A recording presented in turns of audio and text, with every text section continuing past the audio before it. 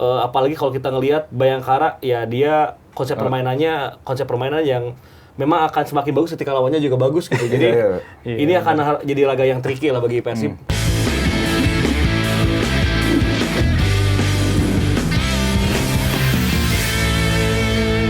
Kalau kita membahas persaingan Super League juga tentunya merujuk ke pelatih Persib Bandung ya Mas Ibam ya. Ada sosok Bojan Hodak yang baru saja nih melewati rekor Indra Thohir ya.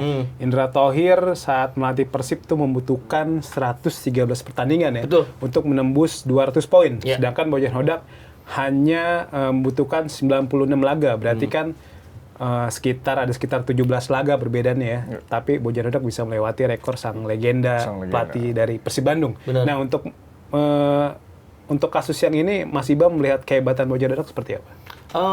Dari awal kedatanya juga gue yakin ini pelatih yang quick fix. Saat itu kan sempat ada perdebatan siapa nih yang cocok gantiin Luis Milla ketika Luis Milla di awal musim tiba-tiba berpisah gitu. Gue rasa ya pelatih yang bisa adaptasi dengan skuad dan memang Bojan Hodak selain bisa adaptasi ternyata squad buildingnya juga cukup progresif. Gitu. Dari musim pertama kedua mungkin gak banyak perubahan tapi di musim ketiganya dia ngerasa perlu ada yang dirubah secara sistem dan akhirnya Persib seperti sekarang dan itu yang ngebuat mereka bisa mendapatkan hasil positif lebih banyak gitu.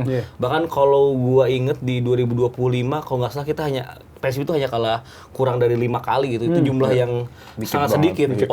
Walaupun sedikit itu tetap bisa ngebuat teman-teman Boboto tuh resah karena setiap kalah tuh kayak tamparan buat mereka. Jadi memang standarnya setinggi itu di Persib itu makanya ketika Bojan Hodak bisa mendapatkan 200 poin lebih dari jumlah pertandingan yang cukup relatif sedikit, gua rasa ini memang pencapaian yang sangat underrated sih.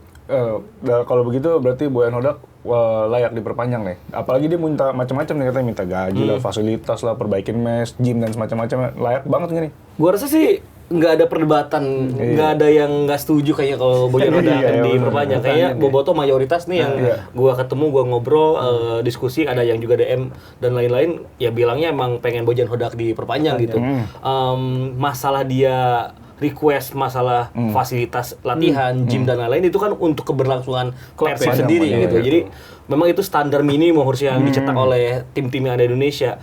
Sejauh ini mungkin yang benar-benar komplit baru 3 tim ya, baru Bali, Dewa sama Borneo.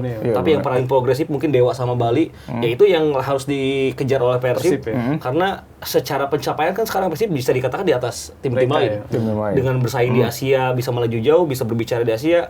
Ya standarnya bukan lagi Bali, bukan lagi Dewa, tapi minimal Buriram sama Johor Darul Tajim gitu, betul. Nah ini kan Bojan Hodak juga ketika melatih di Asia Tenggara udah terbukti sukses Mas Ibam.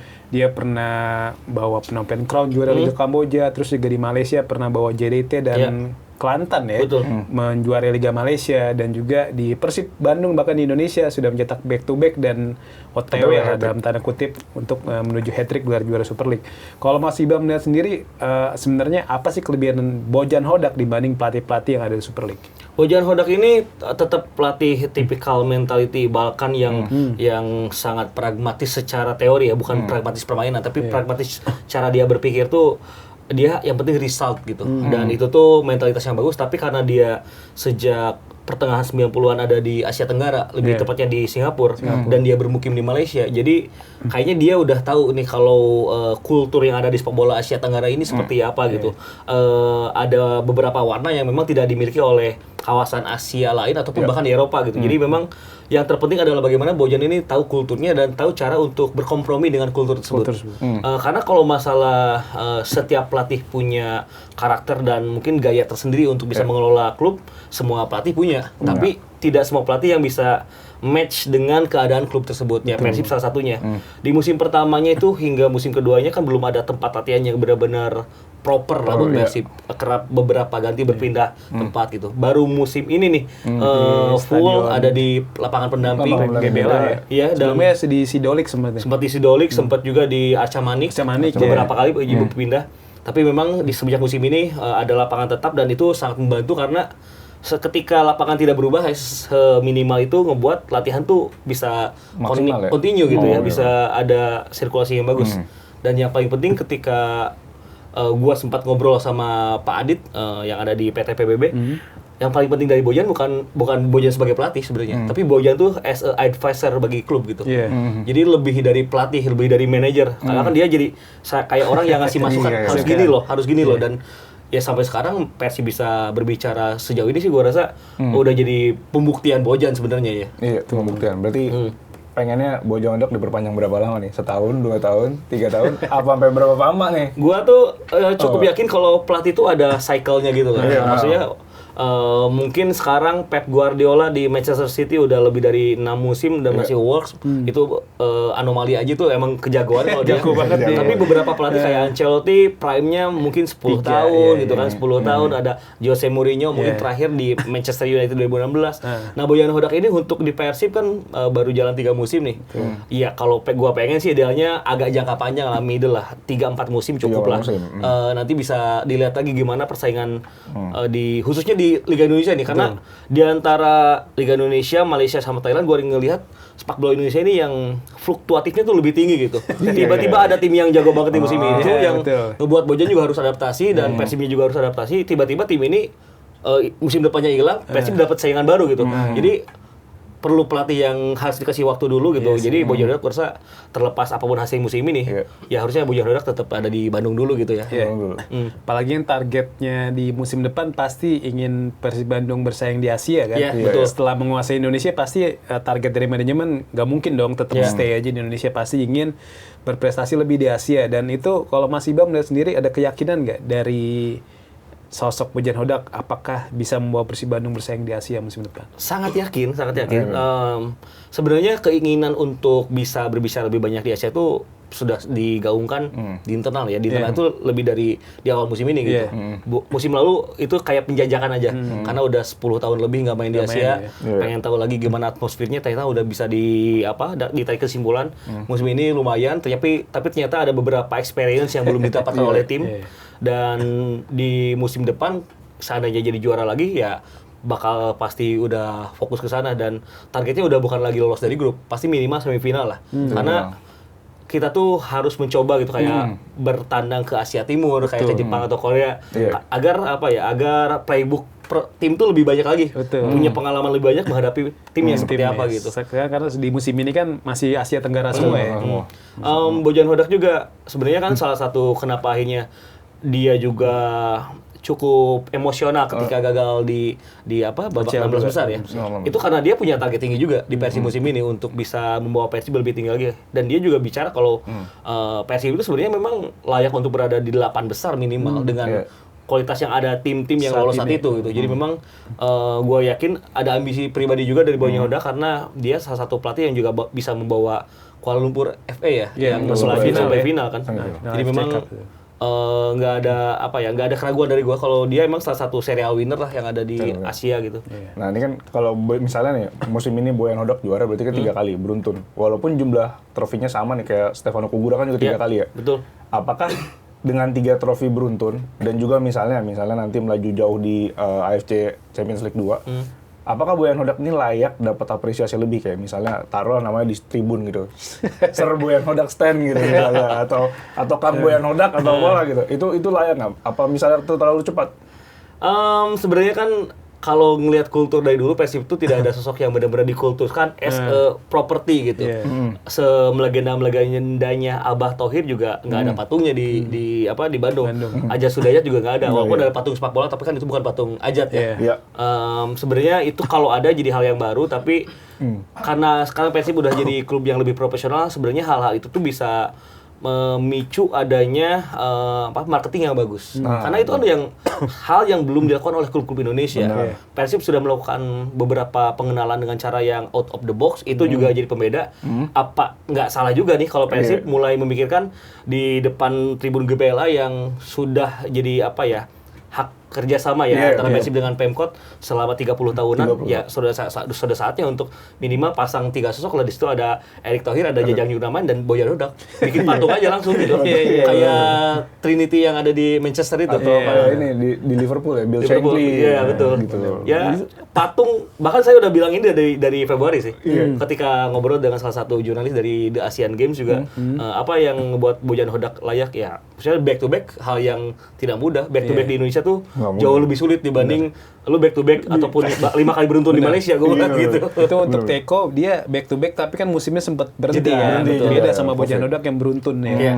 Nah ini tentunya kalau Bojan Hodak bisa mencetak hat-trick kan pasti dia mencetak sejarah ya. Menjadi pelatih pertama yang membawa klub profesional di Indonesia untuk juara hat-trick Liga Indonesia. Tentu tapi dalam upaya mempertahankan gelar Liga Indonesia tentunya Persib Bandung juga langkahnya nggak mudah kan. Karena dalam 5 laga sisa nih Persib masih menyisakan 3 laga kandang dan juga 2 laga tandang kalau nggak salah. Jadi Persib 3 tandang 2 kandang ya. Jadi Persib masih tandang ke Bayangkara, ke Persija dan PSM serta menjamu PSIM dan juga terakhir Persijap ya. Persijap. Nah ini tentu kan nggak mudah ya, apalagi Persib masih harus lawan Bayangkara yang lagi on fire. Terlepas ketika menghadapi tim-tim kecil sering kepleset tuh. Kemarin lawan Persis kalah 2-1, terus juga lawan Persijap sempat kalah 2-1. Tapi ketika melawan tim-tim besar nih Bayangkara oke banget kan ngalahin Persija 3-2, terus juga melawan Malut menang di Ternate 2-1. Nah, terus juga Persib juga masih harus tandang ke Persija kan di pekan ke-32. Walaupun Persija kansnya untuk juara semakin mengecil setelah imbang lawan PSIM beberapa hari lalu.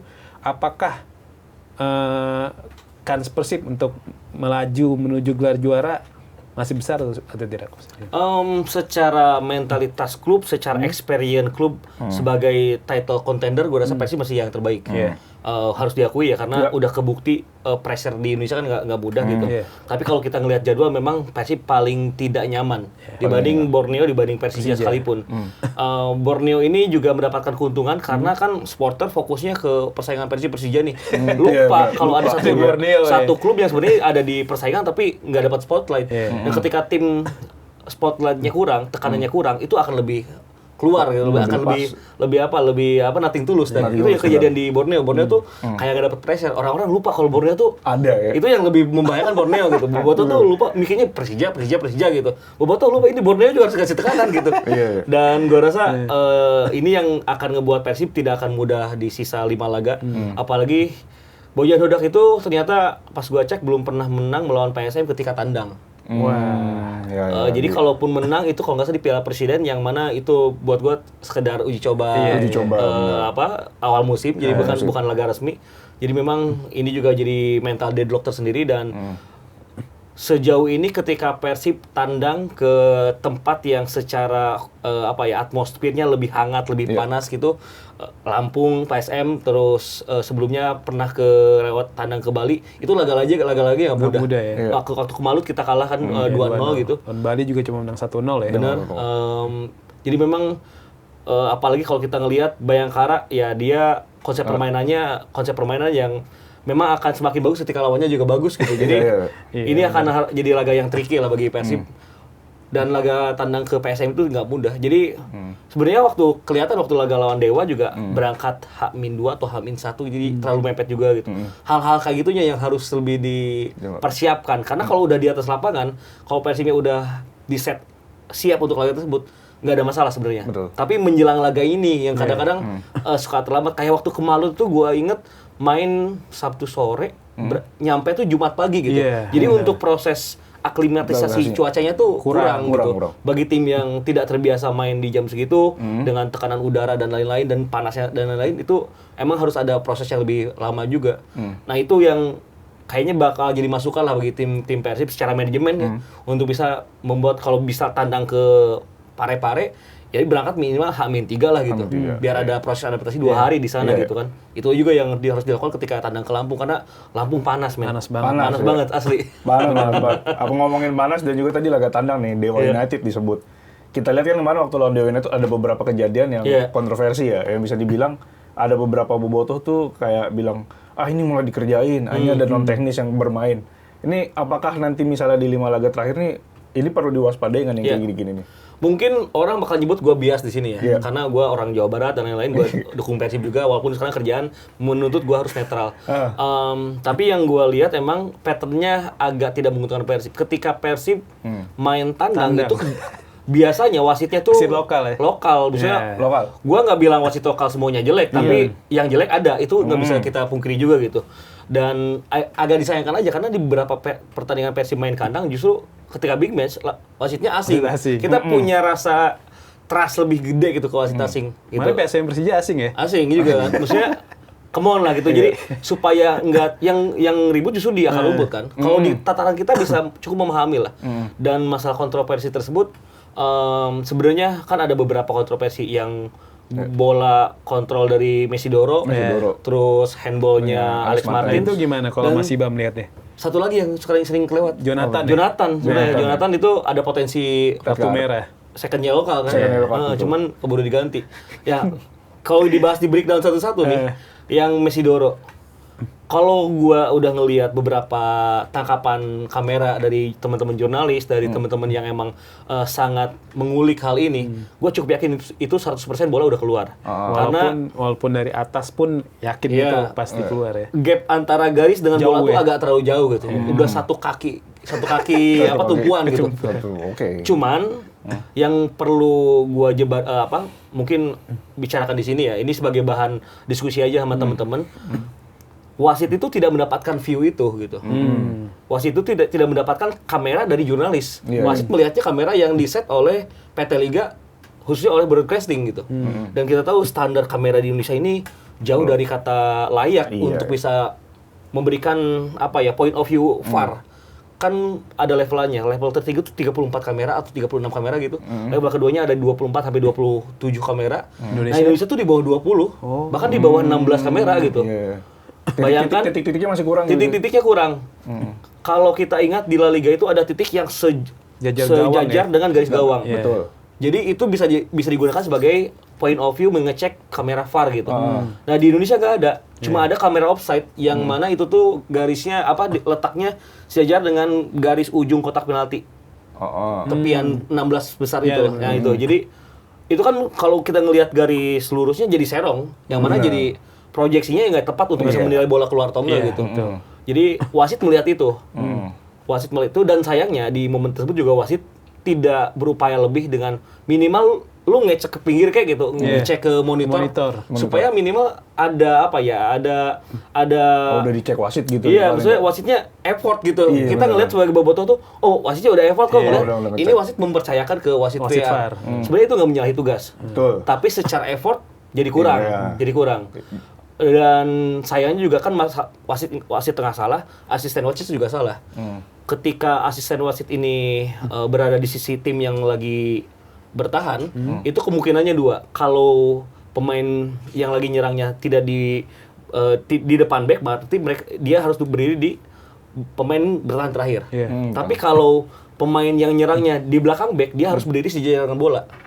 Dan di momen itu asisten wasitnya bisa dicek jauh dari garis gawang gitu. Jadi itu kesalahan kolektif yang sayang sekali bisa dikatakan menunjukkan kalau kedua wasit ini juga tidak kompeten untuk memimpin laga salah satu penentuan gelar juara gitu. Dan itu nunjukin kalau ya Persib sangat dirugikan dengan keputusan gol pertama gitu.